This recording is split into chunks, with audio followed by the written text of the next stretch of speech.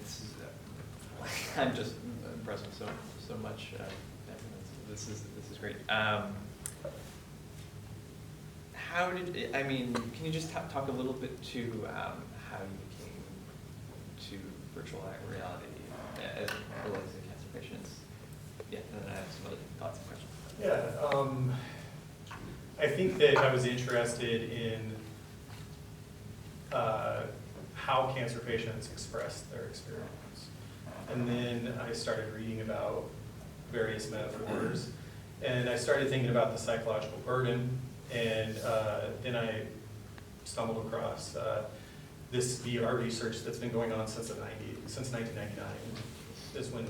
That's why I talk about Schneider being ahead of her time, is she started this in '99, this type of research. So it's a way that I could connect my interests into design and and hopefully have a positive effect on cancer patients' experience.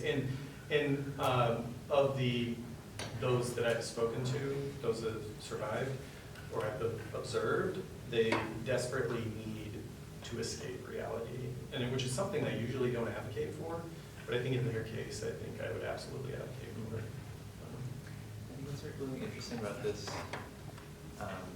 coming to it as a graphic designer, or any of those designers under that umbrella, is what we're good at is taking kind of non-physical ideas, and bring some sort of form to them. Mm-hmm. And I find this interesting. Like, I'm not familiar really with the subject in general, but I think it's interesting, and I could see how it could be calming to Mm-hmm. someone in such a distressful situation. Mm-hmm.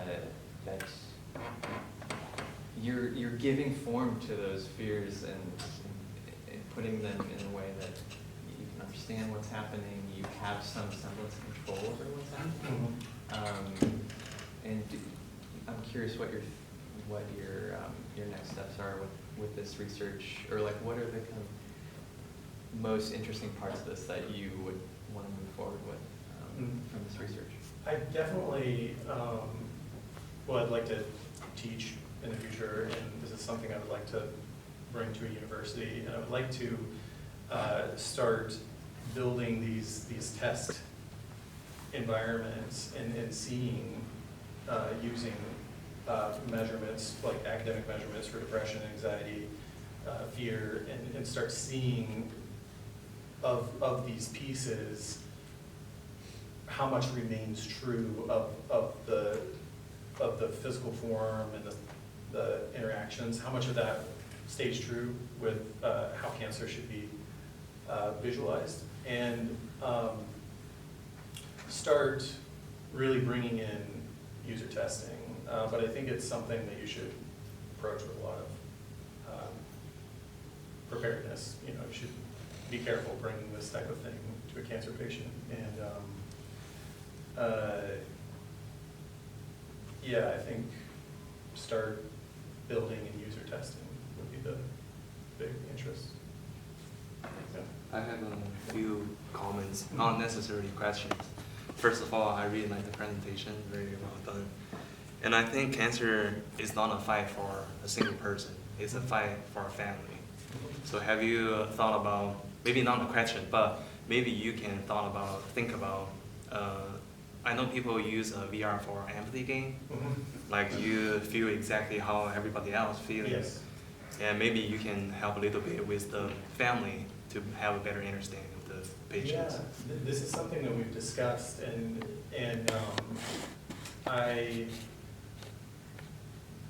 my thoughts aren't fully formed on it. That's why I didn't include it in the presentation. But creating an opportunity for family and friends to join on this journey, I think would be a pretty exciting thing. And other survivors, seeking the advice of other survivors is something that's recommended to cancer patients, and it's something that they want. They want to hear.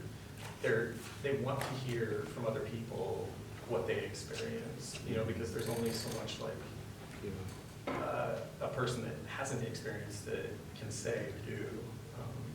So being able to join others on this journey, I think, would be a really exciting opportunity. Yeah, that's another thing I want to mention is maybe you can give the user a little bit of customization options. Mhm. Let's say asking them a couple of simple questions. Mhm. How do you want this journey to look like? Mhm. Like, do you want more people along the journey with you? Do you want to be alone? Mhm. Do you prefer to be more a certain very specific style of all the visuals? So in that case, people will have more comfortable feeling of the whole world they are creating Mhm. for themselves. Most of the time, people have anxiety. It's not because they can't do anything with it. It's because they can't avoid certain things in reality. Mhm. But if they have the full control of it, they Mhm. might feel more comfortable and have the capability of recovering mentally. Yeah. I think it's probably great, having inspiring other people into part of the journey would be an interesting concept to explore on. Also, I was wondering, how did you think about the psychological aspect of escapism? I mean, say if a person is, doesn't have much light left, how do you have any design ideas and solutions for how to not make it so appealing that they don't spend any time left with their family? Like, Mhm. how do you?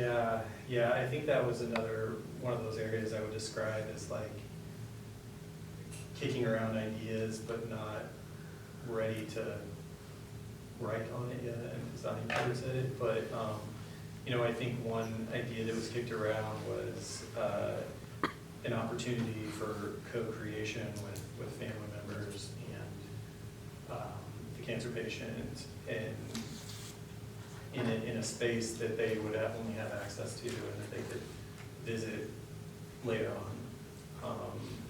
I think is one concept worth exploring in the future. But the question of what do you do when it seems, like there's going to be bad news is a tough one. Yeah. So this is a very nice presentation. It's very tricky to come up with one solution that will work for every kind of patient and at every stage of Mhm. the disease. I was wondering if the research told you that you should provide the form for the cancer or the form of the entire experience, that you remove obstacles. As a user, as a person creating this, did you Mhm. choose to do that, or did it come out of the research that the user doesn't want to customize? So if I have cancer, do you want me to come up with my notion of what my cancer looks like and how I want to remove Yeah. it, or did it come from the research? I mean, you're asking if the concepts for the games came from research, is that? Yeah, is it something that the patient wants given to him, or does Yeah, he want to I think create that would the be forms something. himself? Oh, I'm sorry. Does the patient want to be given the forms, or does he want to create it himself? I think that's something that would come from user testing, that there's not really any research that I know of right now on that. The concepts and the form study came from academic research papers that they did these kind of form studies. Like some of them were with like arts and supplies materials, like Play-Doh and pipe cleaners and things like that. And then a big chunk of it also was informed by metaphors that cancer patients use. And then if I made a more or less statement on it, the available research leaned more towards one area. So the metaphors were definitely backed up by research, but what a patient wants to do in virtual reality is something I think I would need to work with psychologists to examine. And how serious would the game be? Like, is it, did your research tell you that it has to be a challenge for the user to, like how difficult is it for me to, as a patient, to remove that obstacle? Do you want to make it challenging versus No, easier yeah, I to would- remove? Like, did the research point to how easy or hard that game should be, or does it depend entirely on the patient, or can the patient customize his level of? I think that would be an interesting question too for the future is how much difficulty is there, how much customization. I would say that research that I have found is lightening a psychological burden would be with undemanding tasks in a game that are like if you played the call map games at all, or some of these other mind-wandering games that they're not terribly demanding, but they're distracting enough. The idea is sort of distracting and undemanding to bring peace to the mind. So in the example that I gave, it didn't require a huge amount of expertise to have a tremendous amount of power within the game. So distraction is the key here. Would the games rather not be about the disease itself, metaphorically? I think that the games would be about cancer, would be reflective of how they feel, and it would be distracting from their current reality. Metaphors provide a shield where I can face my reality, but from a safe distance. Makes sense. It's about time. Anybody else wants to follow? One more? Thank you for providing these. I think it's a very good way for the cancer patients community. But I was wondering, this video game, do you plan to have it during the chemotherapy session? Yeah, the majority of studies that were conducted of the 19 articles, the majority of them were during chemotherapy, which would inform game design choices. Like if you wouldn't design for a 360 view, you would design for somebody that's sitting down. You wouldn't design for a lot of movement because a user is plugged into an IV cord. However, that is the future of that is changing.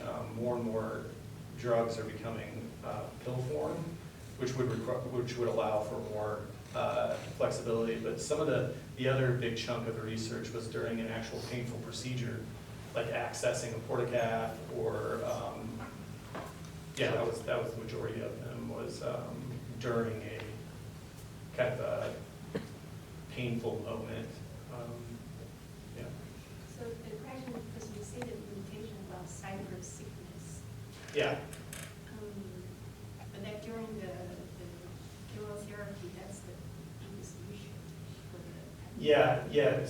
So they found that it was helpful in reducing a large amount of psychological variables like anxiety, depression,